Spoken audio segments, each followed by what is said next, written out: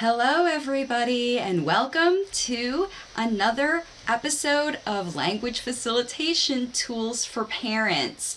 This episode I am going to be explaining about language facilitation talk, and I'm going to be talking about how to use language facilitation talk to help your late talking child trigger their natural, spontaneous, spoken verbal speech.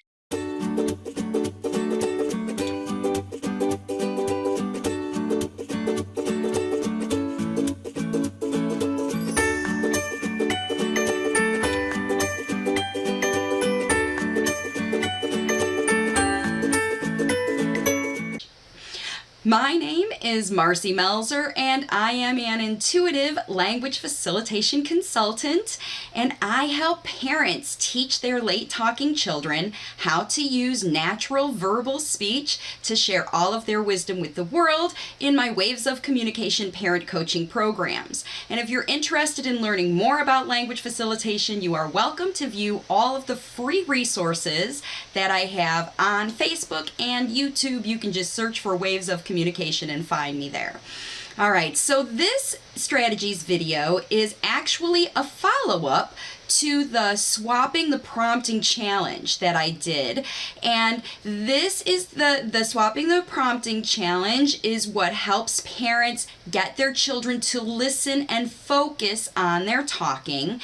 And so this follow-up step is necessary now that your children are learning to, listening to you more and paying attention more because you're not prompting them to say words. Now is the time for you to facilitate the language that your children need, the words they need to know so that they can share their wisdom with the world. And you do that by modeling the right words the right way at the right time. And that's what language facilitation talk is. So we need to use language facilitation talk because late talkers, even though they understand much of what people are saying to them, they really aren't in the habit of listening to the very specifics of talking. Usually, late talkers are visual body communicators. They use their behaviors and their hands and their facial expressions to communicate, and these kids are not necessarily in the habit of enjoying saying words, especially if you've been prompting them. So what I do with the parents who are in my program, and for all of you today, I want you to understand that now that your child is listening to you, you have to speak in a very simple kind of talking so that your child is able to understand you and follow you and learn how to talk from you. Excuse me. Because when children are prompted to say words, remember that's not the same as natural language. And if you want to elicit or facilitate your child's natural speech to come out on their own, this is the number one most cross-categorical, works for everybody strategy to elicit this talking, and it's called I call it language facilitation talk. It is very helpful for anybody who has taken the swapping the prompting challenge and they're starting to see new engagement with their child, but maybe they're not hearing words yet. These are the strategies that will help your child, even if they're only using words for needs-based, communication. These are the strategies that are going to help the natural speech that's inside your child come out using language facilitation talk. All right, so now I'm going to explain how to do it. What is language facilitation talk? And it is, we always say the right words, the right way, at the right time. And those are the three things you need to remember whenever you are trying to consciously use language facilitation talk. Are you saying the right words? Are you saying the right way? Are you saying at the right time? And this is how it goes. The right words are the words that are about that your child would say if they were a talker. So for example, if you are doing language facilitation while you're getting dressed in the morning, these are things that your child would understand, that you would say, and that your child might say. So you might say things like arm in shirt, right arm in, left arm in, head in, pull shirt on, put leg in, put other leg in, right? These are the things that you're talking about, that you're doing. The right words are the words that describe what the child is in the 3D world, in tangible stuff, what they're touching, what they're looking at, what they're focusing on, what they're doing with their body. These are the right words that you say when you're using language facilitation talk. Only the words about the things that are going on, and also the words that your child would be thinking.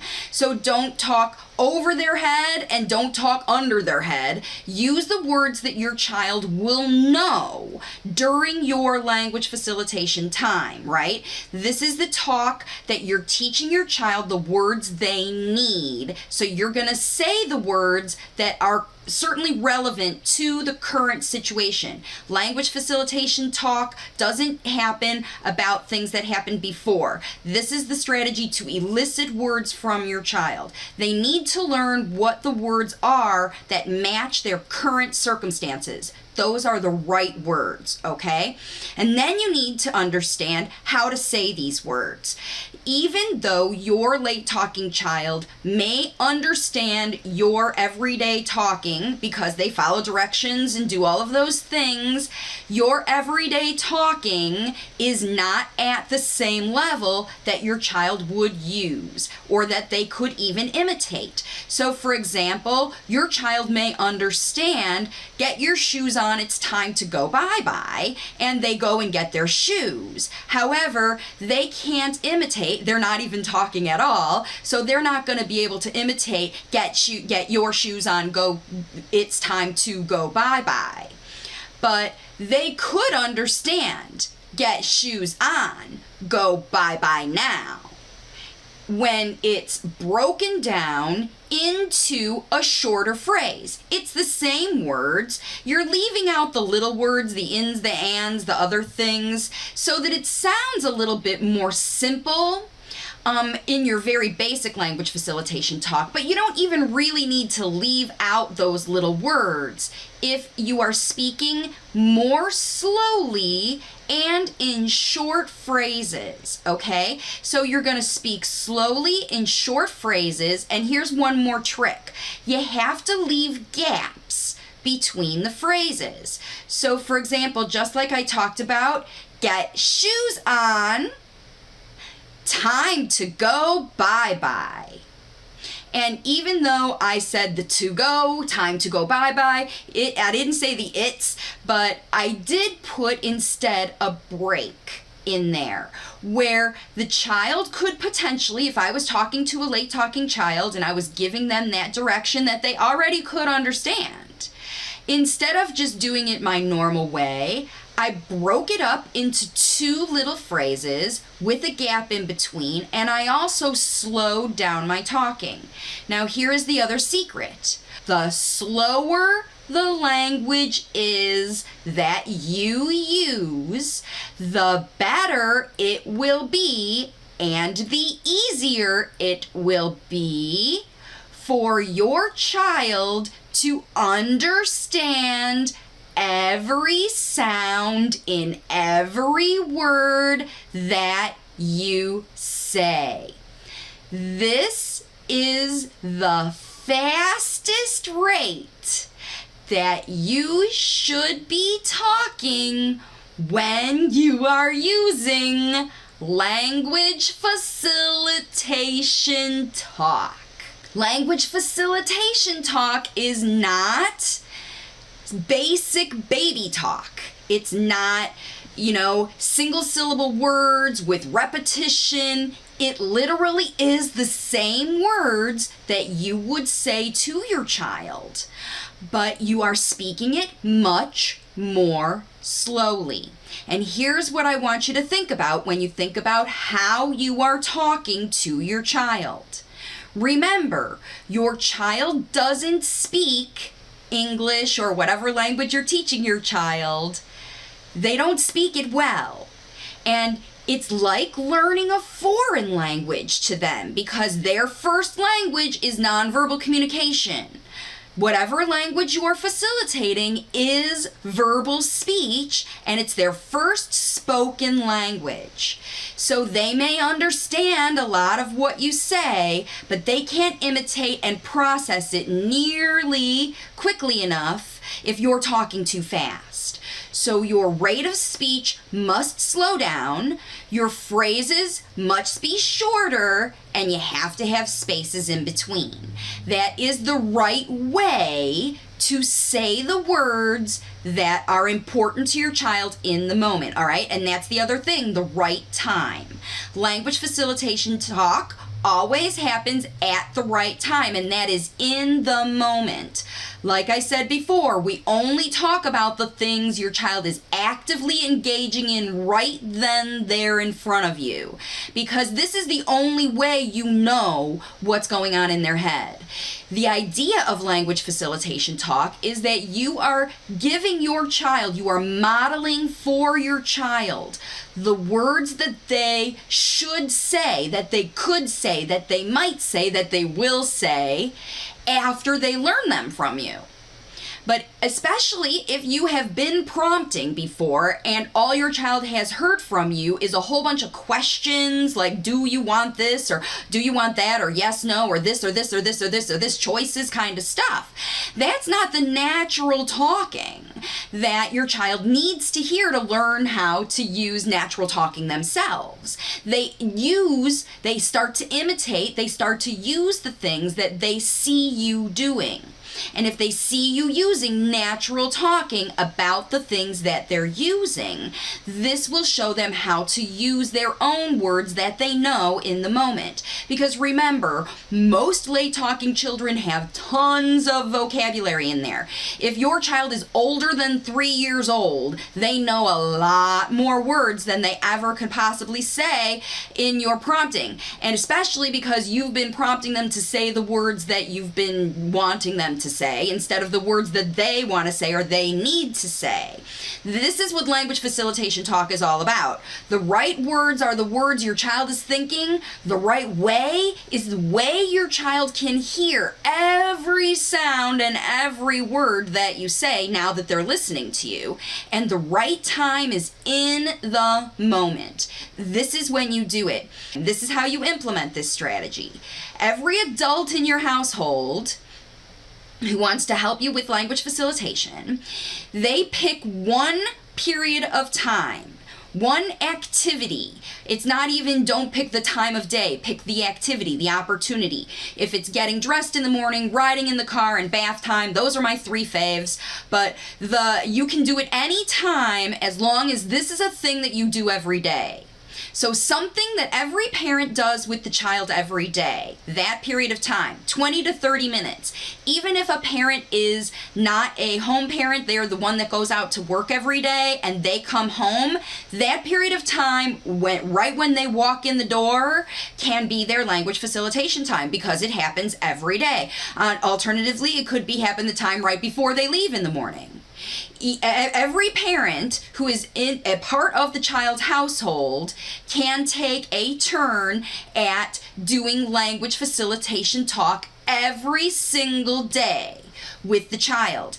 And when every individual parent does this themselves, it magnifies the effort because every human, every person who is a talker talks differently to every other person. And your child will interact with different adults in different ways, and they need to hear how all of those adults talk. And the adults in your household, the parents, the other caregivers who live with you, these are the people who your child listens to most. So these are the people who can help you elicit the initial language. This is the strategy to get the language started for your child once you have stopped prompting. So that's the other thing you must understand is this strategy is not going to work for you unless you have stopped prompting. You must stop all of those questions and those prompting words before you can elicit language facilitation talk, and it will work. Because remember, your child needs to hear natural talking from you, and the questions and prompts and say this and do this and all the directions, this is not natural talking. Your child can only learn the natural words they need if they hear them from you. You're the only one who's talking to them all day. And if you're using prompting, that's not natural talking. So these strategies, this language facilitation talk, will only work if you have completely stopped prompting, okay? And then the last strategy that I want to highlight about this, to let you know, is that you must not overdo this language facilitation talk as a language facilitator. Your child could hear it all day, every day. They will love it, but it will drive you crazy, especially if you're a fast talker, to try to do this all day, every day. That's why the strategy and the best way to implement this is that every adult pick one time and then do it for a few days until you get good and confident at it. Because already you're changing your mindset to stop prompting, and you're going to have to change and do that. And now you're going to have to change your mindset and talk more slowly in a whole different way, and you're changing your habits about doing that, your mindset. And these things take practice. You can't jump in and expect yourself to do it 20 hours a week at the first week. Everybody pick one activity, 20 to 30 minutes a day. Make a commitment to that, 20 to 30 minutes. And then, as you feel comfortable, add one more language facilitation opportunity onto your day. And every parent, every adult in the household can add those on as they go, as they feel comfortable. Not everybody's going to like this language facilitation talk. Not everybody's going to buy in and do it as well as other parents, but you can if you consciously focus on it. So pace yourself, pick one activity at a time, and move forward with your language facilitation journey. And this is what's going to happen to cause your child to listen to the talking and cause them to say words on their own. The other thing that you must always and every language facilitation strategy, and it goes with this one as well, as you must not expect your child to imitate you. Eliminate your expectations of imitation or repetition with all language facilitation strategies, because any expected prompt from your child isn't their natural talking. That's what you expect them to say. Think about what that word expectation means. If you are expecting your child to talk, then unconsciously, subconsciously, you're still prompting them.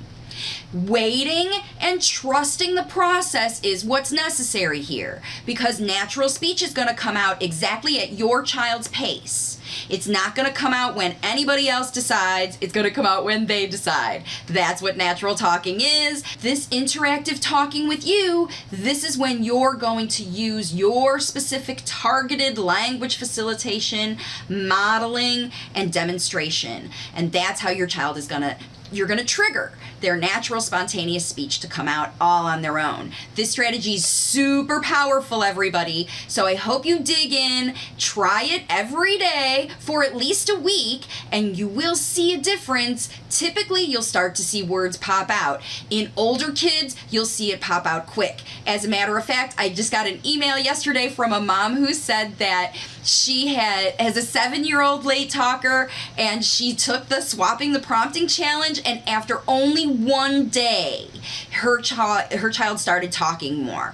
I know that that's what it takes. Stopping the prompting and language facilitation. That's what it takes, everybody. You can do this with your late talking child, no matter how old they are. You can get them talking better.